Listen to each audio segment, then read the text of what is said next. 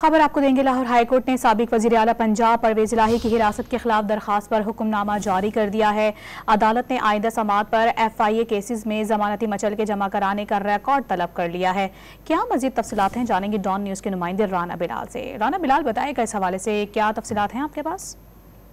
जी देखिए, लाहौर हाईकोर्ट के जस्टिस रहील कामरान ने कैसरा इलाही की दरखास्त पर तहरीरी हुक्म जारी किया है, जिसमें ये कहा गया है कि सरकारी वकील के मुताबिक परवेज इलाही की नजरबंदी 14 अगस्त को खत्म हो चुकी है, जबकि सरकारी वकील के मुताबिक कैसरा इलाही की जो दरखास्त है वो अब गैर मुअस्सर हो चुकी है। लाहौर हाईकोर्ट ने आइंदा समाअत पर परवेज इलाही की FIA केसेज में जमानती मुचलके जमा कराने के हवाले से जो मुकम्मल रिकॉर्ड है वो तलब कर लिया है। जो दरखास्त गुजार के वकील हैं उनके मुताबिक परवेज इलाही की नजरबंदी का नोटिफिकेशन 16 जुलाई को जारी किया गया था और दरखास्त गुजार के मुताबिक परवेज इलाही के तमाम केसेज की जमानत मंजूर हो चुकी है। 2 रोज तक उन्हें गैर कानूनी तौर पर हिरासत में रखा गया।